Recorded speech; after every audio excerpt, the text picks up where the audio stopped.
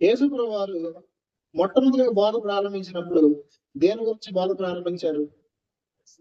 ఈరోజు చాలా మంది బోధకుల్లో చాలా మంది ఏ విషయాలు బోధిస్తారంటే, ప్రాముఖ్యంగా ఈరోజు ప్రజలకు కూడా ఏ బోధలు ఇష్టం అంటే ఆశీర్వాదాన్ని గురించిన బోధలు అంటే చాలా ఇష్టం. ఈరోజు ఎక్కడైనా సరే రండి వినండి మానవ స్పందన అంటే నచ్చట్లా. ఎవరికైనా ఏం నచ్చిందంటే రండి రోగమా, రండి ప్రవచనం కావాలా, రండి మీకు దెయ్యాలా, రండి మీకు గదా, రండి మీకు ఇది అంటే ఎగేసుకుని పరిగెత్తుతారు. సువార్త కూడికలు అనే దాని టైటిల్ ఈరోజు చాలా మంది తగ్గించారు. ప్రతి ఒక్కరు కూడా పెట్టేది తెలుసా, స్వస్థత ఆశీర్వాద కూడికలు. ఎందుకంటే ప్రజలకు కావాల్సింది ఏంటంటే ఈరోజు ఆశీర్వాదం. కానీ దేవుడు ఈ రోజు నిన్ను నన్ను కోరుకుంటుంది, నేను వచ్చి నన్ను కోరుకుంటుంది ఏంటంటే మనం ఆశీర్వదించబడాలి కరెక్టే, మనం దీవించబడాలి కరెక్టే. ఆ దీవెన ఆశీర్వాదం అనేది ఎలా వచ్చిందో ఖచ్చితంగా దేవుడు వాక్యం చెప్పింది. ఎలా వచ్చిందంటే నువ్వు ఎలా బతికితే అలా బతికితే ఆశీర్వాదం రాదు, నువ్వు ఎలా బ్రతికితే అలా జీవిస్తే ఆశీర్వాదం ఉండదు. మరి ఎలా ఉండాలని దేవుడు వాక్యం చెప్తుందంటే నిజమైన మారు మనసు కలిగి ఉండాలని దేవుడు కోరుకుంటున్నాడు. ఈ రోజు బోధలు అనేకమైన విషయాలు ఉన్నాయి, అనేక విషయాలు బోధకులు ప్రస్తావన చేస్తున్నారు. కానీ మారు మనసు గురించిన విషయాలు, పశ్చాత్తాపం గురించిన విషయాలు ఈ రోజు సంఘాలలో లేవు. అది దౌర్భాగ్యం. దౌర్భాగ్యకరమైన ఇంకొక విషయం ఏంటంటే ఈరోజు బాప్తీసాలు పొందేవారు కూడా చాలా మంది మారు మనసు పొంది బాప్తీసం పొందుతున్న వారి సంఖ్య తక్కువ. ఏదో మేలు పొందుతాం, ఏదో బాప్తీసం తీసుకుంటే జరిగిపోద్ది అనే ఆలోచనతో పొందేవాళ్ళు ఎక్కువ మంది అయిపోయారు. బాప్తీసం పొందే వాళ్ళలో మంచి జరిగింది ఉద్దేశంతో పొందేవాడు కొంతమంది అయితే, బాప్తీసం పొందే కొంతమందిలో ఏదో దేవుడు మేలు చేసేస్తాడో అని పొందుతారు. పలానా కార్యం జరిగితే బాప్తీసం తీసుకుంటారు. కొంతమంది మొక్కులు, ఏం మొక్కులు? మా అబ్బాయికి పెళ్ళి అయితే బాప్తీసం, మా అబ్బాయికి అది జరిగితే బాప్తీసం, అమ్మాయికి జరిగితే బాప్తీసం. బాప్తీసం అనేది పెళ్లిళ్ళకో పేరెంటాలకి వీటికో వాటి కోసం కాదు.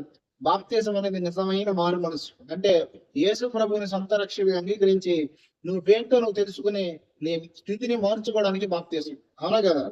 ఓకే, అయితే యేసు ప్రభు వారు ఏ బోధలో ప్రారంభించారు తన బోధని అనే ఒక విషయాన్ని మనం పరిశీలన చేస్తే చూద్దాం. ఒక వాక్య భాగం మనందరం మత్తయి శుభవార్త 4:17 యేసు ప్రభు వారు తన బోధను ప్రారంభించారు.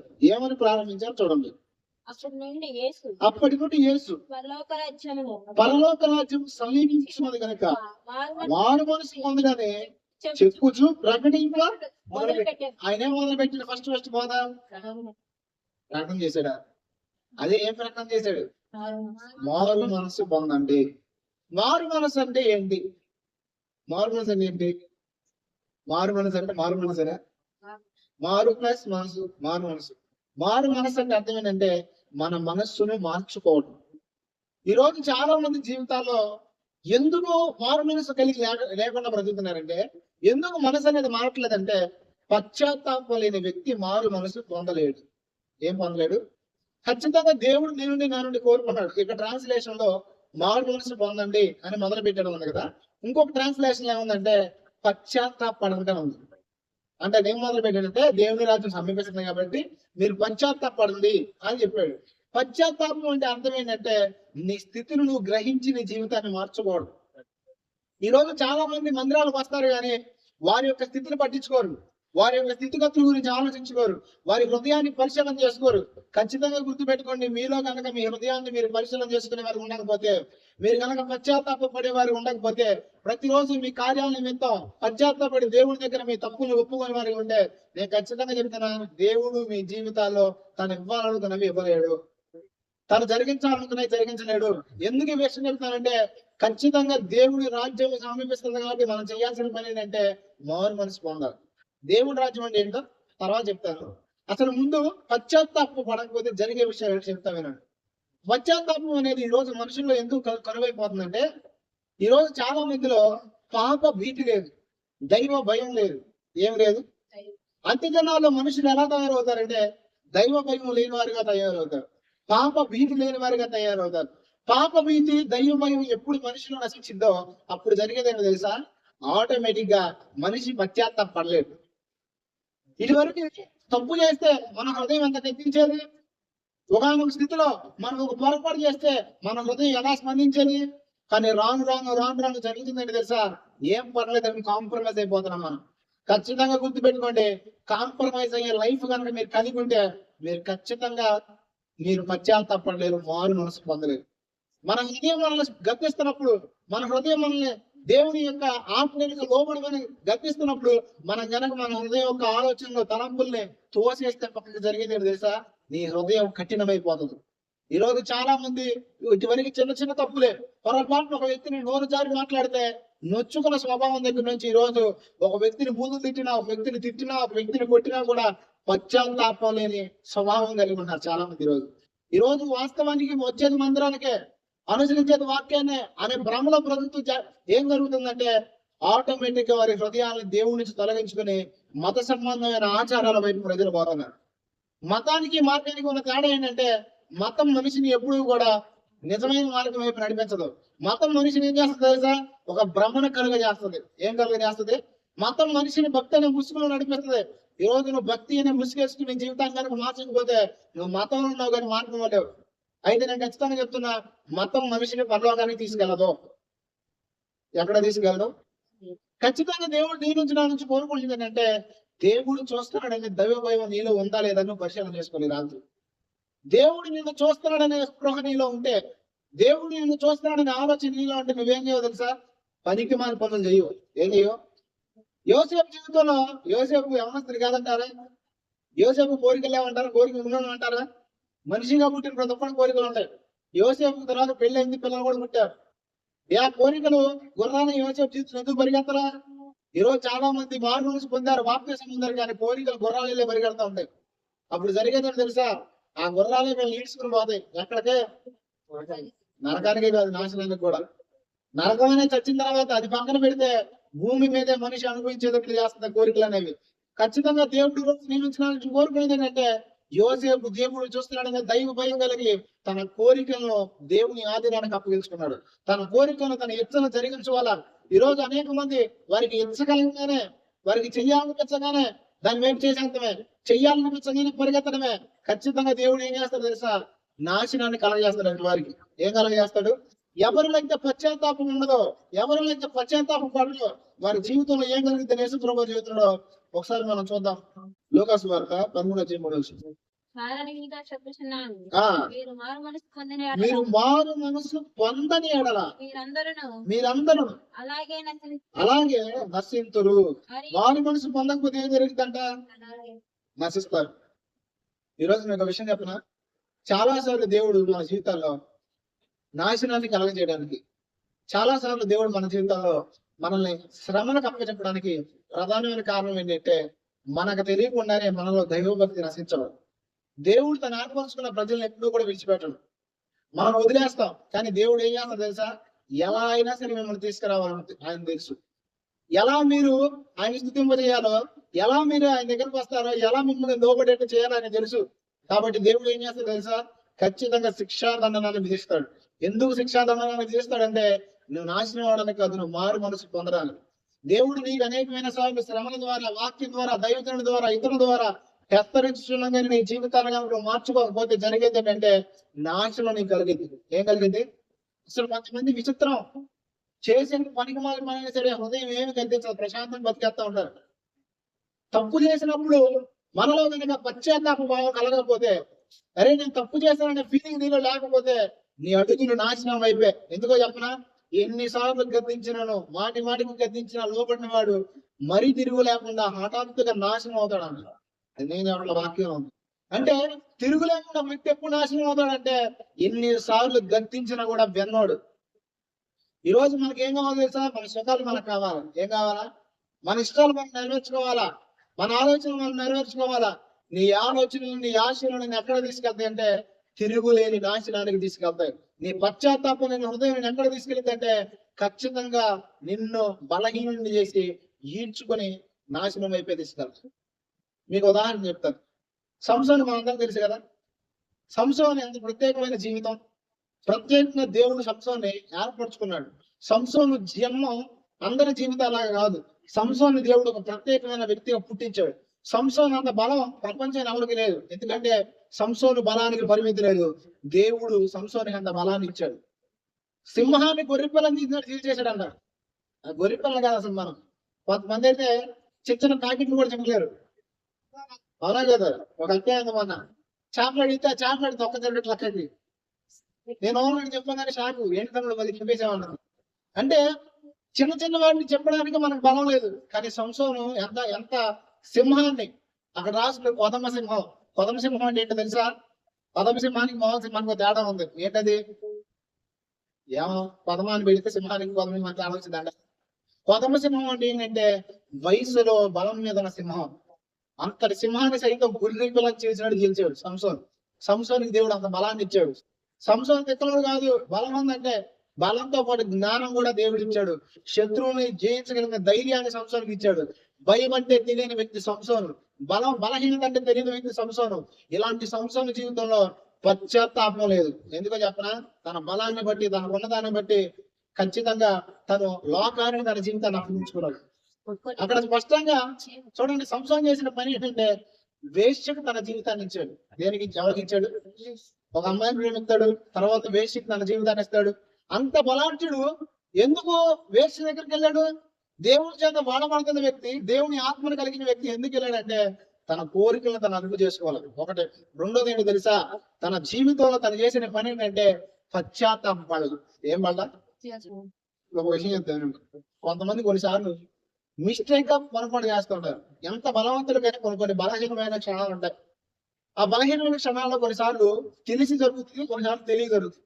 ఇప్పుడు సపోజ్ చెప్తానండి, మనం కొన్నిసార్లు జ్ఞానం లేని సమయంలో మనం కొన్ని అజ్ఞానమైన పనులు చేస్తాం.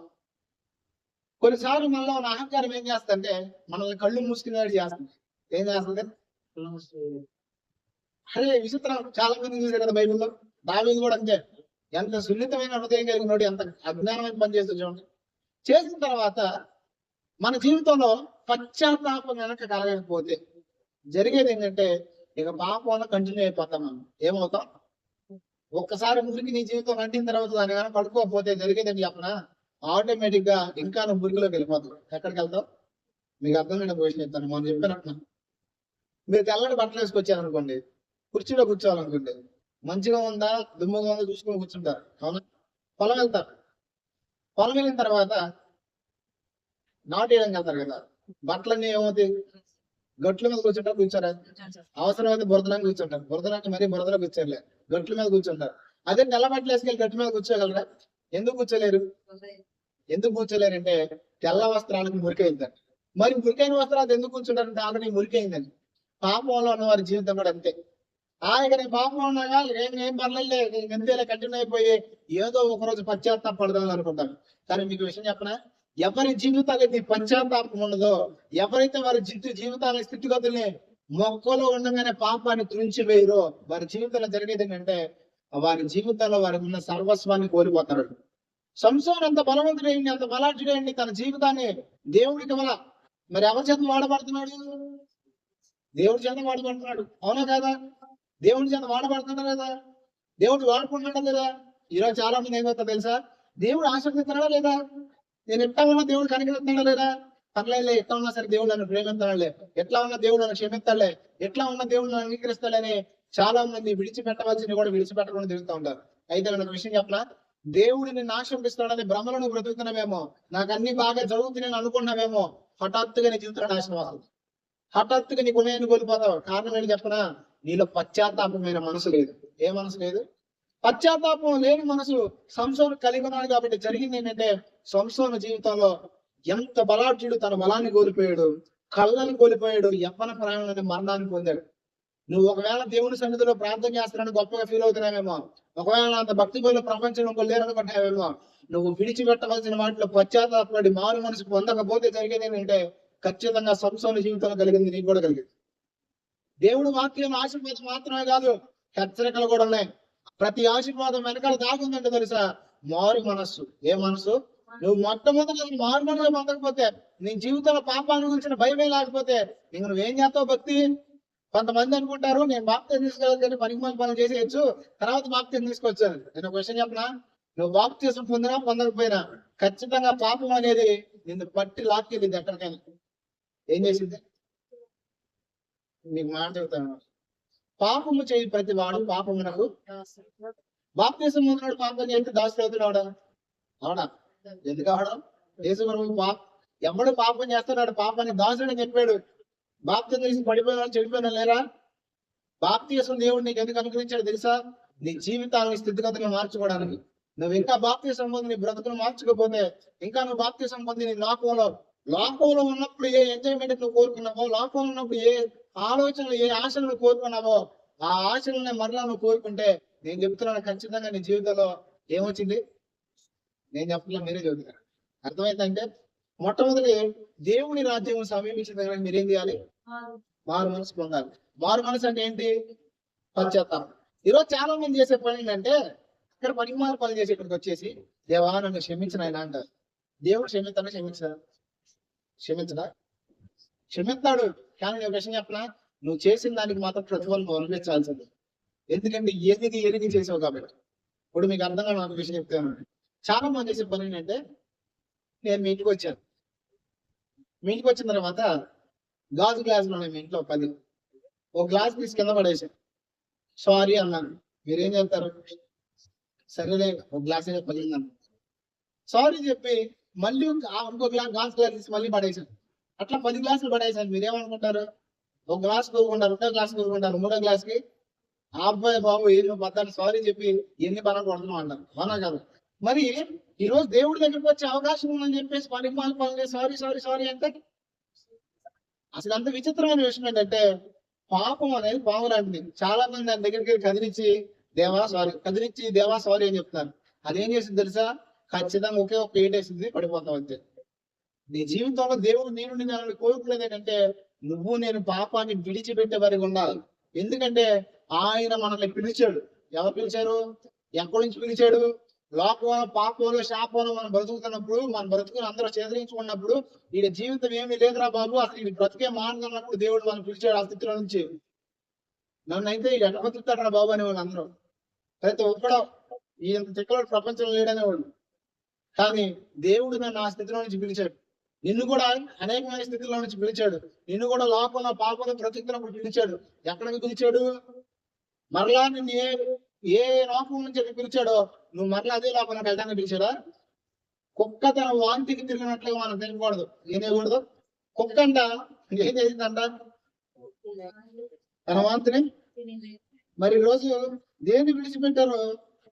దాని వైపు మన ఆలోచనలు, మన ఊహలు ఉన్నాయా? లేదంటే పిలిచిన దేవుడి వైపు మన ఆలోచనలు ఉన్నాయా? దేవుడి ఈరోజు మన నుంచి కోరుకున్నది ఏంటంటే, లేవియా కాండము 20:7 చూడండి.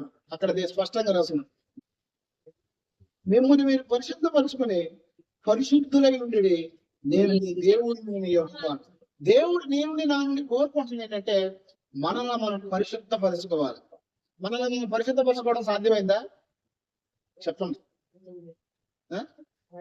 సాధ్యం కాదు. ఎప్పుడు సాధ్యమైంది చెప్పనా?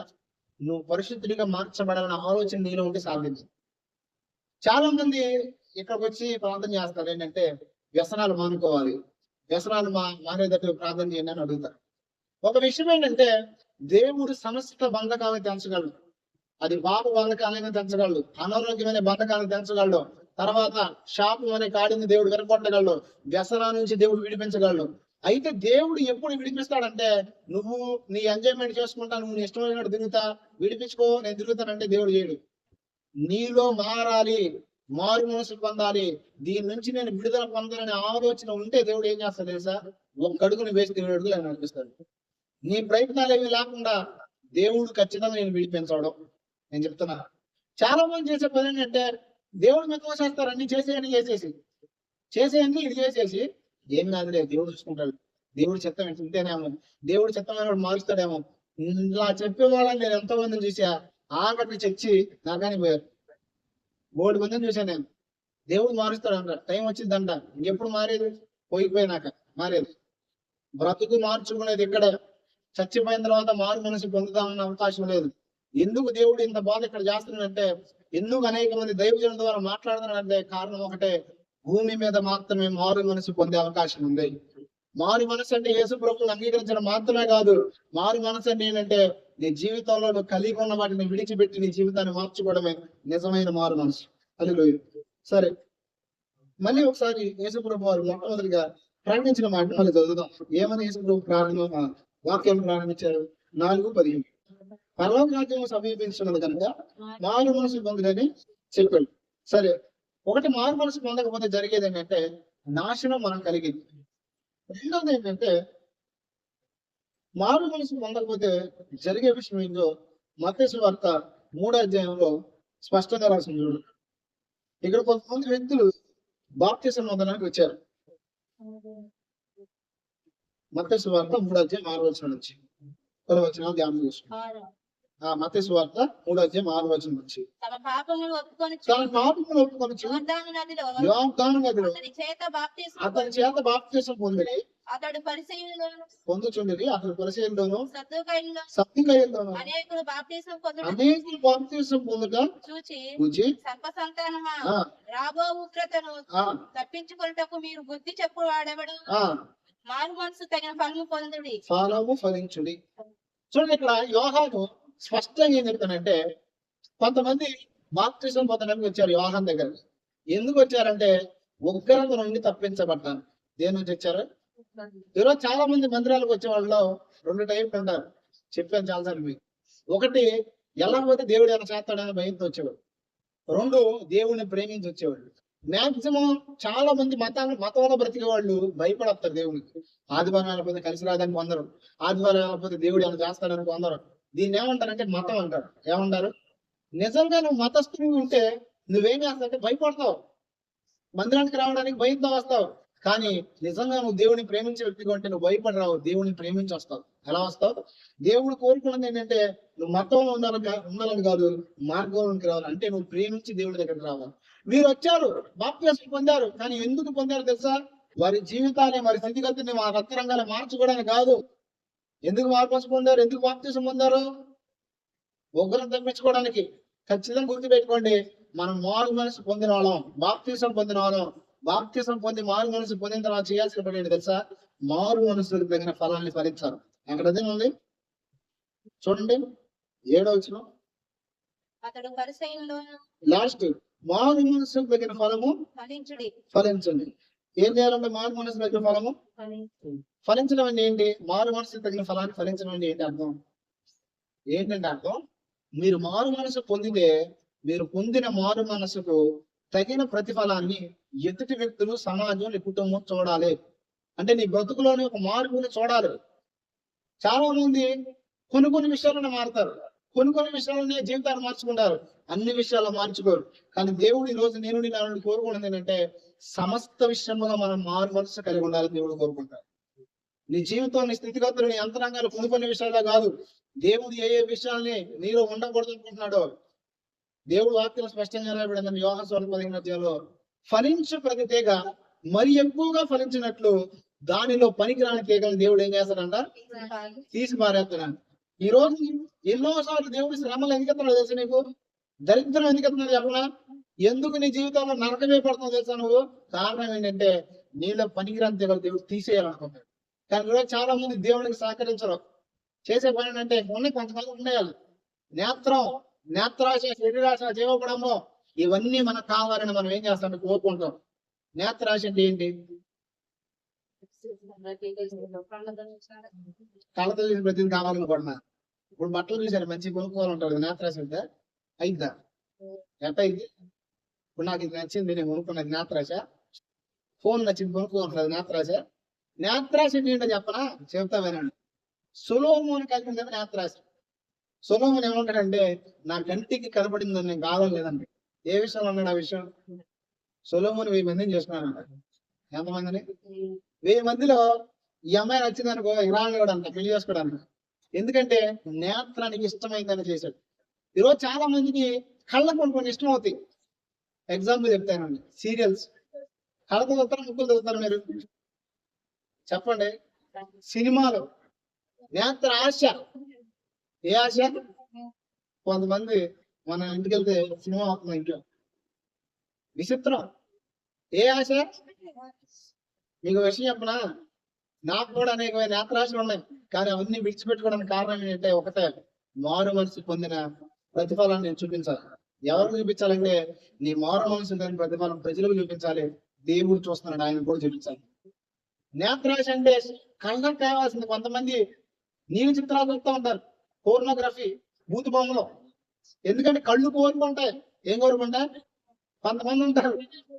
అప్పుడు బండి ఎక్కేసారి నేను, అమ్మాయి ఎట్టా ఉంది, వాడు ఇంతే మెడక తిప్పేస్తాను, మెడక పట్టి ఇద్దరు బాబు ఎదురు చూడండి ఆయన అట్లా యాక్సిడెంట్లు అయిపోయిన వాళ్ళు ఎంతమందో.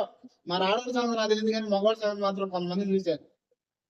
వాడు చూడాలి, ఎందుకంటే చూడకపోతే వాడికి కళ్ళు తిరగకపోతే కనుక, ఇల్లు మనం చూడకపోతే కనుక అదొక వ్యసనం, నేత్ర ఆశ. కొంతమంది కళ్ళతో చూసి ఆనందపడుతూ ఉంటారు, కొంతమంది చేయలేరు. కానీ ఏం చేయగలుగుతారు చెప్ప, చూపులు తాగని చెప్తుంటారు. ఈ దరిద్రపు నేచర్ మళ్ళా పోవాలి. ఏం పోవాలా? యేసు ప్రభు ఈ రోజు నీ నుంచి నా నుంచి కోరుకోండి ఏంటంటే, నువ్వు మారు మనసు పొందావు పొందలేదా? పొందాను అనుకున్నావు, పొందాను అనుకునేవాడు జీవితం మారదు, కానీ పొందినోడి బ్రతుకు మారుద్ది. అలా మార్చబడిన జీవితంలో మన జీవితం ఉంటే ఖచ్చితంగా చెప్తున్నా, నువ్వు నేత్రాశ వదిలిపెడతావు. ఎందుకంటే అది దేవుడి సంబంధం కాదు. రెండోది శరీరాశ. ఏ ఆశ? శరీరాశ అంటే శరీర కోరిక, అవునా కాదా? శరీరాశ అంటే ఏం చెప్పనా? శరీరాశ అంటే శరీరాశ. మన శరీరం మనకు అనేకమైన ఆశను పుట్టిస్తా ఉంటుంది, అనేకమైన కోరికలను పుట్టిస్తా ఉంటది. ఈ కోరికలను జయించడమే శరీర సంబంధమైన ఆశను జయించడం. మూడోది జీవపుడంబం. ఏంటది? జీవపుడంబం అంటే ఏంటి? జీవపుడంబం అంటే ఏంటి? బడాయిలు పోవటం. ఏంటది? కొంతమంది ఉంటారు, అసలు కొన్ని ఉంటది విచిత్రం. ఇక్కడ వాళ్ళ అమ్మోళ్ళు వాళ్ళ నాన్నోళ్ళు 200-300 కోసం కష్టపడతా ఉంటారు ఎంత కోసం. కానీ వీడికి ఏం కావాలి తెలుసా? డ్యూక్ కావాలి. డ్యూక్ ఏం కావాలి? డ్యూక్ కావాలి, బుల్లెట్లు కావాలి. ఎందుకు? ఈ స్తోమత లేకపోయినా సరే కొంతమంది ఉన్నారు ఇంకా విచిత్రానికి క్యాండిడేట్లు, చిన్న చిన్న బళ్ళ సైలెన్సర్ పీకేసి బుల్లెట్ సైలెన్సర్ తగ్గించుకుంటారు అంటూ ఉంటారు. కారణం ఏంటి? బడాయి. అందరు ఈయనే చూడాలా, ఎక్కడికి వెళ్ళి ఈయనే చూడాలా. కారణం ఏంటంటే బడాయి. కొంతమంది ఉంటారు ఇంకా బట్టలు. ఏంటి? ఇప్పుడు నా ప్రశ్న ఆలోచించుకోండి. మిమ్మల్ని మీరు మంచి బట్టలు కట్టుకుని వెళ్ళొద్దని నేను చెప్పట్లేదు, కానీ మీరు వస్త్రధారణ అనేది మంచిగా రెడీ అయినప్పుడు ఎదుటి వ్యక్తులు చూసి మెచ్చుకోవాలనే ఆలోచనతో వెళ్తున్నారా, లేదు మంచిగా రెడీ అయ్యి వెళ్ళాలనుకుంటున్నారా? కొంచెం తెల్లగా ఉంటే ఆగమాట, కొంచెం అందంగా ఉంటే ఒకడన్నాడు, అన్న నా కనుక నీ అంత హైట్ పర్సనాలిటీ కావాలంటే మామూలుగా ఉండేది కదన్నా, రెచ్చిపోయి ఉన్నాడు, అందుకే దేవుడు ఉండదురా బాబు అని చెప్పారు. ఆ నల్లగా పొట్టి ఉంటాడు, ఆడంటున్నాడు అన్నాడు, నీ అంత కలర్ నీ హైట్ నీ పర్సనాలిటీ నాకు ఉంటేనా మామూలుగా ఉండదన్న అంటున్నాడు. ఎందుకంటే చాలా మందికి లేనిపోని బడాయిలు. ఇవన్నీ మారు మనసుమైన ఫలాలు కాదు. నువ్వు మారు మనసు పొందిన వ్యక్తి అయితే చేసేది ఏంటో తెలుసా? నీ బ్రతుకు మారింది. ఏమైంది? నీ బ్రతుకు మార్చుకోకుండా కొంతమంది లోకానుసరణ బడైపోతూ ఉంటారు. నేను అంత భక్తి పరుని, నేను ఎంత భక్తి పరుని. ఈ పరిస్థితి సర్దుకాయలు కూడా చేస్తున్న పని అంటే తెలుసా? గర్వంతో అహంకారంతో ఉన్నారు. ఏం అహంకారం ఏం గర్వంతో ఉన్నారు తెలుసా? మత సంబంధమైన గర్వంతో ఉన్నారు. మేము అబ్రహాము సంతానాన్ని గర్వపడుతున్నారు. ఒకసారి చూడండి కింద వచ్చిన ఏముందో. అబ్రహాము మాకు తండ్రి అని మీరు చెప్పుకొని తలంచవద్దు, దేవుడు ఈ రాళ్ల వలన అబ్రహాములకు పిల్లలను పుట్టింపగలడని మీతో చెప్పుచున్నాను. చాలు చూడండి, ఇక్కడ వీళ్ళు గర్వపడుతున్నారు ఏ విషయంలో? అబ్రహాం మన తండ్రి. ఈరోజు చాలా మంది ఏ విషయంలో గర్వపడతారు తెలుసా? నేను బాప్తిసం పొందాను, నేను మారు నుంచి పొందా, ఇన్ని సంవత్సరాలు బట్టి చర్చికి వెళ్తున్నా. ఎవరికి కావాలి ఎన్ని సంవత్సరాల ఎక్స్పీరియన్స్? అడుగులో ఏదో ఉంటుంది సాంత, అడవిలో చేసిన వీళ్ళు ఎవరికి ఉపయోగం అన్నట్టు సంవత్సరాల మందిరానికి వస్తావు. ఎవరికి ఉపయోగం? ఎవరి బ్రతుకు ఆశీర్వాదం? నువ్వు నీ బ్రతుకుని స్థితిగతులు యంత్రాంగాలు మార్చబడకపోతే, మారు మనసు తగిన ఫలం ఫలించకపోతే, నువ్వు నేను ఫలానా నేను అన్ని సంవత్సరాలు చేస్తున్నా, ఇన్ని సంవత్సరాలు చేస్తున్నా ఉపయోగం లేదు. నేను మారు మనసు మీద ఎన్ని సంవత్సరాలు అయింది? ఇంచుమించు 2014లో యేసు ప్రభు తెలుసుకున్నాను. నేను 2015లో బాప్తిసం పొందాను. అంటే ఇప్పటికే ఎగ్జాక్ట్ గా 10 సంవత్సరాలు. జూలై నెలలో నేను యేసు ప్రభుని తెలుసుకున్నాను.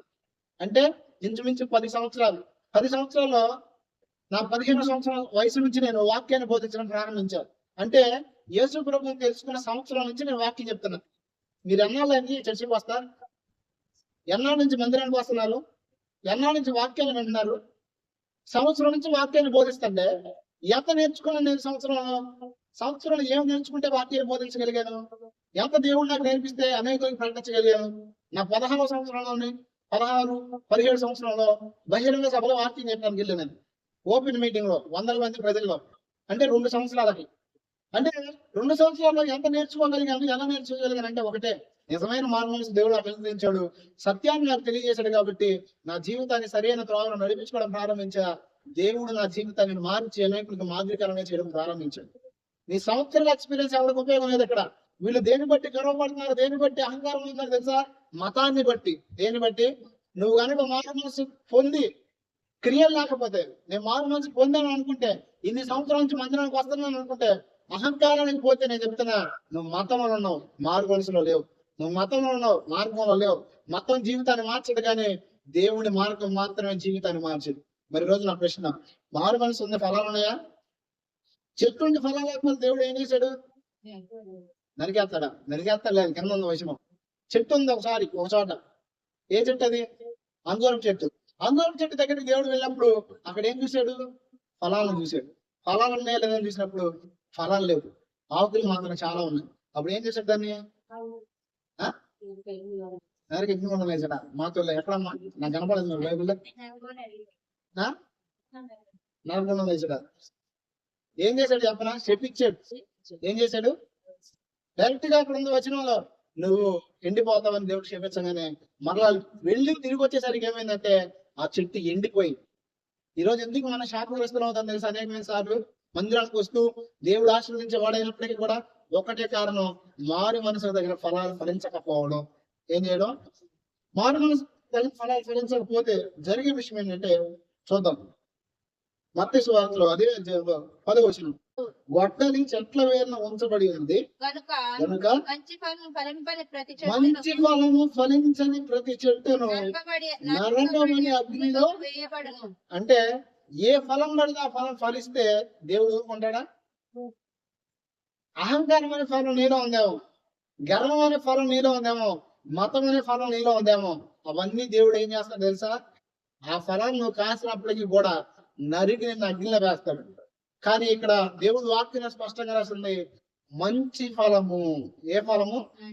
ఇప్పుడు మీకు అర్థంగా నేను చెప్తాను. మంచి ఫలము చెట్టుకు ఉపయోగపడిద్దా, సమాజానికి ఉపయోగపడిద్దా? ఏ చెట్టు అయినా సరే చెట్టు కాయలు కాపించుకుని చెట్టు తినిద్దా? పోనీ ఏ చెట్టు అని ఉంటే నాకు చెప్పండి చూద్దాం.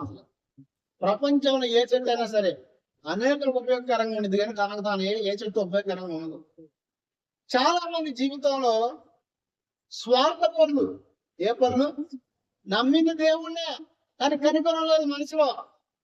ఖచ్చితంగా చెప్తున్నానండి, మీ జీవితంలో మీరు దేవుణ్ణి నమ్మి కనికరం కలిగిన స్వభావం కనుక మీలో కలిగి ఉండకపోతే, దేవుడు చెప్పిన ఆజ్ఞల్లో ప్రేమ అనే ప్రధానమైన ఆజ్ఞ మీలో కలిగి లేకపోతే, మీ జీవితంలో మీరు నరికి వేయబడతారు. స్వార్థ పనులు మీరు ఉండకూడదు. ఎలా ఉండకూడదు? స్వార్థ పనులు ఈరోజు చాలా మంది. అందుకే దేవుడు తిమోతి రాసిన పత్రికలో పౌలు గారు చెప్పిన తిమోతికి ఏ రాజ్యం తెలుసా? అంత్య దినాల మనుషులు స్వార్థ పనులుగా మార్చబడతారని రాశారు. స్వార్థం అంటే ఏంటో చెప్పనా? పక్కోడు ఆగలం ఉండడం తెలిసినా కూడా, పక్కోడు ఇబ్బందులు ఉండడం తెలిసినా కూడా వెళ్ళి కనీసం పలకరించిన స్వభావాన్ని ఏమంటారు తెలుసా? స్వార్థం అంటారు. ఏమంటారు? కొంతమంది విచిత్రమైన విషయం చెప్పనా? క్రైస్తవుల్లోని ఈ కేటగిరీకి సంబంధించిన ఉన్నారు. ఏ కేటగిరీ అంటే, పక్కోడికి వస్త్రాలు, పక్కోడికి తిండి లేదు, ఆ టైంలో ఏం చేస్తా తెలుసా? నీ కోసం నేను ప్రార్థన చేస్తాను. ఏం చేస్తాను? ప్రార్థన చేయమని చెప్పాడు దేవుడు. అట్లా ప్రార్థన చేస్తే జరిగేది ఏం తెలుసా? నీలో ఫలం లేదు. ఒకవేళ నువ్వు చేయలేని స్థితిలో ఉంటే పక్కన పెట్టేది వేరే విషయం. నువ్వు చేయలేకపోయావా? నీ దగ్గర స్థితి లేదా? ప్రభా స్థితి లేదు, అయినా నాకు సహాయం చేయి, ఈసారి ఆ వ్యక్తికి నేను సహాయం చేయాలని ప్రార్థన చేయదు. అంతేగాని చెయ్యగలిగిన స్థితిలో ఉండి కూడా నీ స్వార్థం కోసం నువ్వేం చేస్తావు అంటే దాచుకుంటావు. ఏం చేస్తావు? నీ స్వార్థం కోసం నువ్వేం చేస్తావు అంటే ఎదుటి వ్యక్తి ఆపదలో దాచుకో. అప్పుడు జరిగేది ఏంటి తెలుసా? నువ్వు మంచి ఫలం ఫలించినట్టు కాదు. ఏం కాదు? దేవుడు ప్రధానంగా 2 ఆజ్ఞలు ఇచ్చాడు. ఎన్ని ఇచ్చాడు? 1, ఆయన ప్రేమించాలి. 2, నిన్ను వలని నీ పొరుగు అని, నిన్ను వలని నీ పొరుగు అని ప్రేమించమనేది ఎప్పుడు నువ్వు చేయగలవు? నేను స్వార్థం అన్నప్పుడు జరిగితే. కొంతమంది అయితే నేను ఏం చెప్పినా, వచ్చిన డబ్బులు బ్యాంకులు వేసుకుంటారు, దాచుకోవద్దే నేను చెప్పట్లేదు. కానీ ఎదుటి వ్యక్తి ఆపదలో ఉన్నప్పుడు, సహాయం ఉన్నప్పుడు మన గుప్పిలు విప్పడం నేర్చుకోవాలి. ఏం చేయడం నేర్చుకోవాలి? ఇప్పుడే కొంచెం సంపూర్ణంగా కొంచెం సేవలకు వచ్చాను. వచ్చిన తర్వాత కొంతమంది చూస్తాను హెల్ప్ చేయాలని ఆలోచన ఉంది, కానీ చేయలేని పరిస్థితులు ఉన్నప్పుడు చాలా బాధ అనిపిస్తూ ఉండదు. ప్రభా కొందరికి సహాయం చేయలేని వాడు నాకు సహాయం చేయదు. కానీ నేను నమ్ముతున్నాను, దేవుడు అనేకులకు ఇచ్చివాడి నన్ను చేస్తాడు. ఎందుకంటే దేవుడు నన్ను ఆశీర్వదిస్తారని నాకు తెలుసు. కానీ ఎందుకు ఈ విషయం చెప్తానంటే, మీరు కనుక మారు మనసు పొందితే మీ ఫలాలు మీకు మాత్రమే కాదు అనేకులకు ఉపయోగపడతాయి. మీరు సమాజానికి ఆశ్చర్యకరంగా మార్చబడతారు.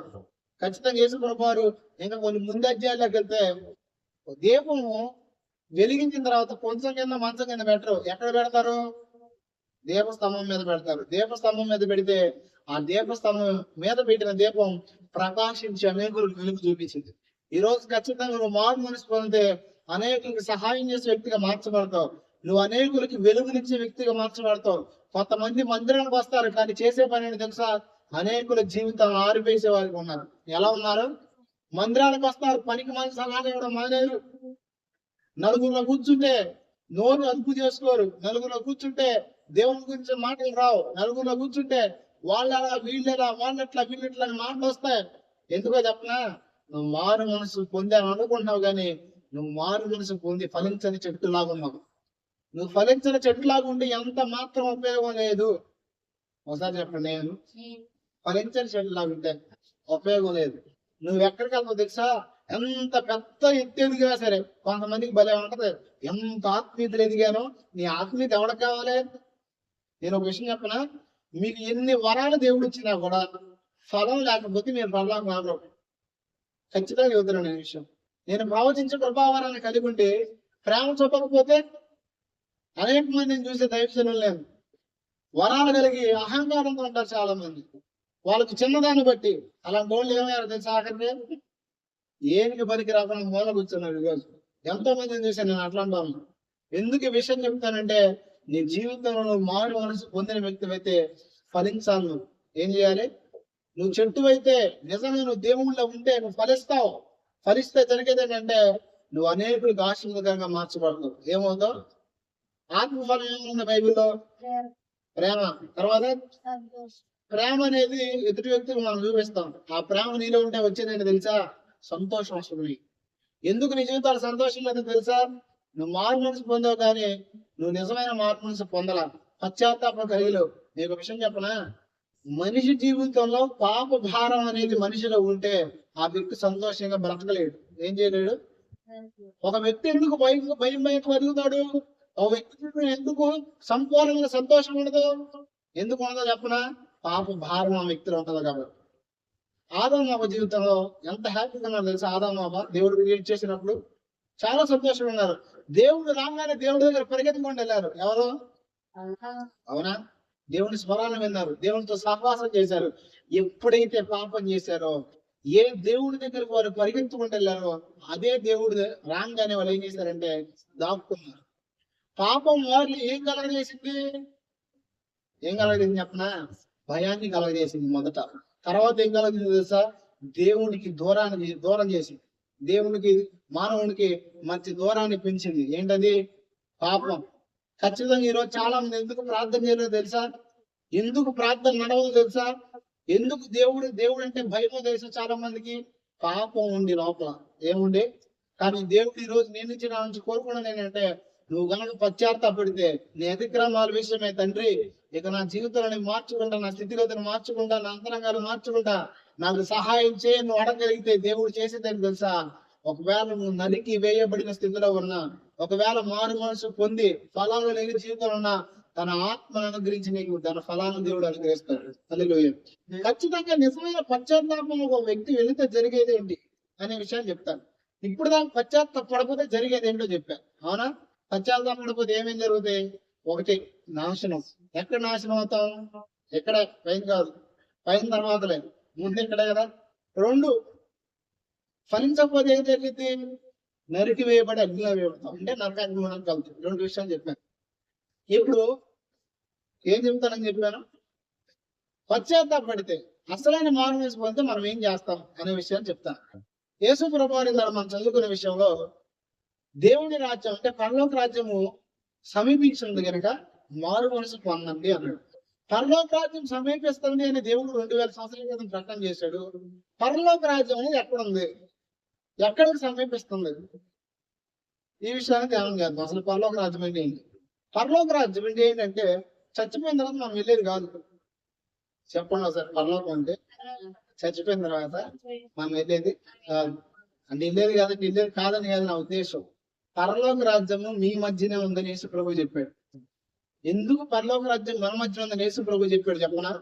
పరలోకం నుంచి మనల్ని పరిపాలించడానికి రాజు భూమి మీదకి దిగొచ్చాడు. హల్లెలూయా. మన రాజు ఎక్కడికి దిగొచ్చాడు చెప్పండి? మన రాజు భూమి మీదకి మనల్ని పరిపాలించడానికి దిగొచ్చాడు. పాత నిబంధనలు లేని భాగ్యం, గొప్ప గొప్ప భక్తులకు లేని భాగ్యం దేవుడు మనకు కొత్త నిబంధనలు ఎందుకు ఇచ్చాడు చెప్పనా? పాత నిబంధనలో ఏ వ్యక్తి హృదయంలో కూడా దేవుడు నివసించాల. కానీ ఈ రోజు యేసు ప్రభు పరలోక రాజు అయిన దేవుడు మన హృదయంలో నివసించడానికి మన కోసం భూమి మీద దిగొచ్చాడు. ఆయన చెప్పిన మాట పరలోక రాజ్యం సమీపిస్తుంది, మీరు మారు మనసు పొందండి. ఎందుకు చెప్పాడంటే ఎవరు మారు మనసు పొందుతారో, ఎవరు పాపం విషయమై పశ్చాత్తాపడతారో, పశ్చాత్తాపం కలిగిన వ్యక్తుల జీవితాలు దైవ దర్శనాన్ని పొందుతారు. దేవుడిని నాయకుడిగా, దేవుడిని అధికారిగా ఎప్పుడు నువ్వు ఒప్పుకుంటావు తెలుసా? నిజమైన పశ్చాత్తాపం కలిగి ఉన్నప్పుడే. ఎప్పుడు? ఈరోజు చాలా మంది తమ సొంత హృదయం యొక్క పరిపాలన కింద ఉంటారు. దేని పరిపాలన కింద? మీకు మాట చెబుతామనండి, మన హృదయం యొక్క పరిపాలన కింద మనం ఉన్నాం అనుకోండి, మన హృదయం మనల్ని ఏం చేస్తుంది తెలుసా? ఆటోమేటిక్ గా పాపం వైపు, శాపం వైపు మనల్ని నడిపిస్తుంది. ఎక్కడ నడిపించింది? అవునా కదా? హృదయం అన్నింటికంటే మోసకరమైంది, అది ఘోరమైన వ్యాధి కాదు, దాన్ని గ్రహించగలిగిన వాడు ఎవడని దేవుడు చెప్పాడు. ఆ హృదయం మనల్ని ఎక్కడ తీసుకెళ్తుంది అంటే భయంకరమైన పాపం వైపు తీసుకెళ్ళింది. అయితే ఇక్కడ ఎప్పుడైతే మనం నిజమైన పశ్చాత్తాపంలోకి వెళ్తామో జరిగే విషయం ఏంటంటే దేవుని మన సొంత రక్షకుడిని అంగీకరిస్తాం. ఏం చేస్తాం? చూడండి యెషయా జీవితంలో ఏం జరిగిందో. యెషయా గ్రంథం 6వ అధ్యాయం 5వ వచనం. గారు యెషయా గ్రంథం 6వ అధ్యాయం 5వ వచనం. దాని పై వచనం చదవండి. 5వ వచనం.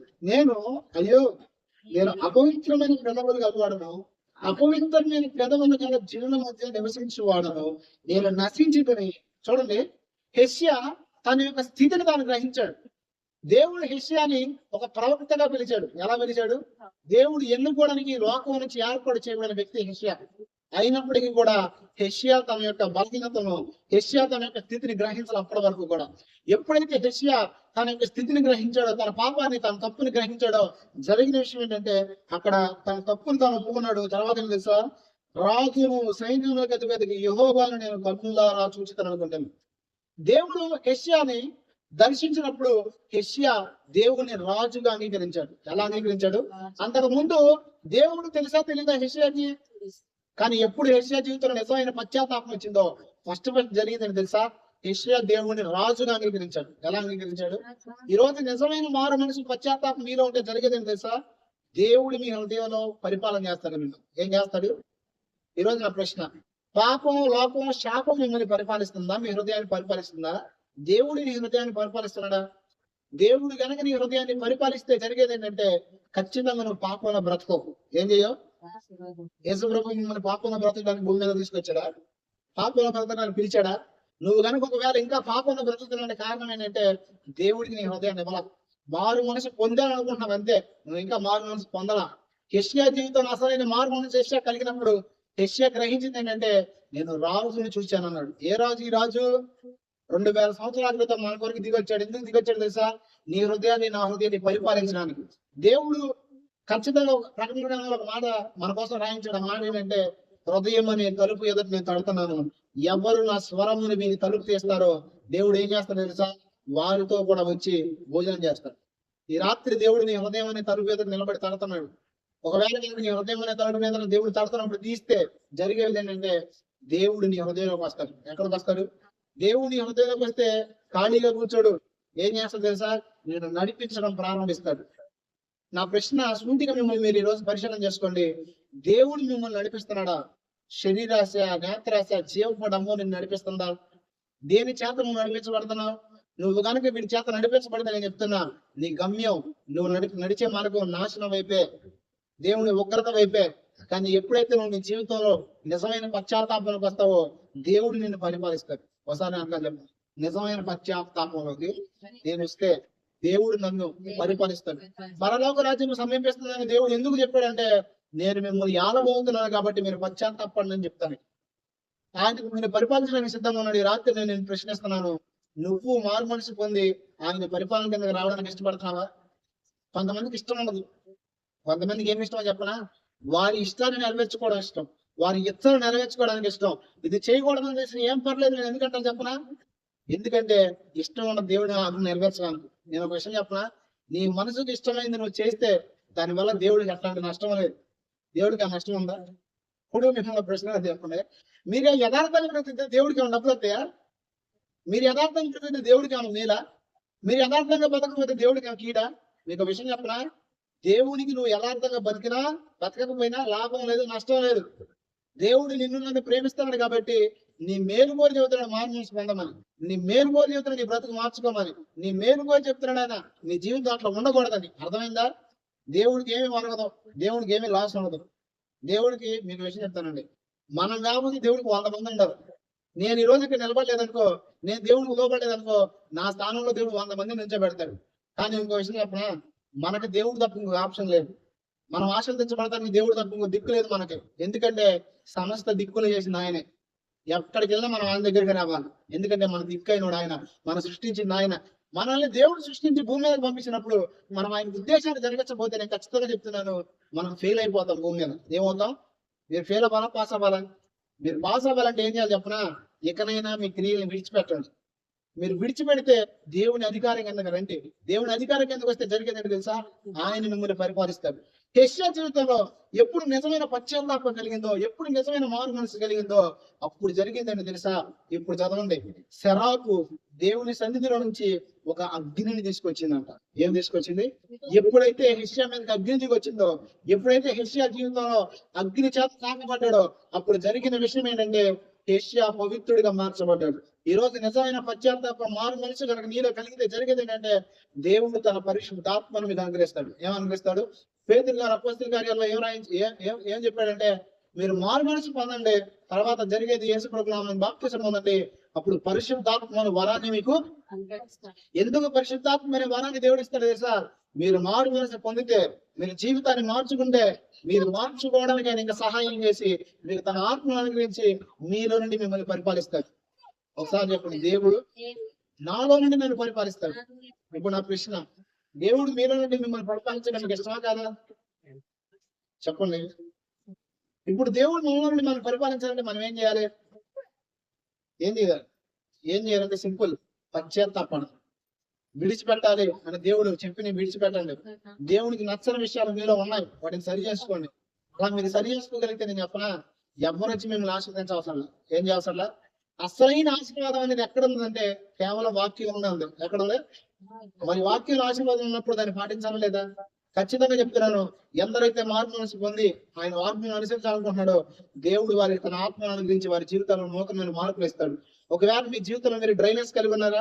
ఒకవేళ మీ జీవితంలో మీ స్థితిగతుల్లో ఎండిపోయిన అనుభవంలో మీరు ఉన్నారా? ఒకప్పుడు ఉన్న భక్తి ఇప్పుడు లేదా? ఒకప్పుడు చేసిన ప్రార్థన ఇప్పుడు చేయలేకపోతున్నారా? అయితే నేను ఖచ్చితంగా చెప్తున్నా, ఎవరిని విడిచిపెట్టిన దేవుడు నిన్ను కూడా ఈ రాత్రి విడిచిపెట్టడు. ఖచ్చితంగా ఎంత ఘోర పాపిని ప్రేమిస్తున్నాడు, ఘోర పాపుల్ని దేవుడు ప్రేమిస్తే మనం ప్రేమించడా? ఖచ్చితంగా ఈ రాత్రి దేవుడిని అడుగుదాం, తండ్రి నేను తప్పులో ఉన్నా, నా జీవితం పాపంలో ఉంది, నేను మారు మనసు దగ్గర ఫలాన్ని ఫలించలేకపోతున్నా, నాకు సహాయం చేయడానికి నిజంగా పశ్చాత్తాపడదాం. అప్పుడు దేవుడు చేసేది ఏంటంటే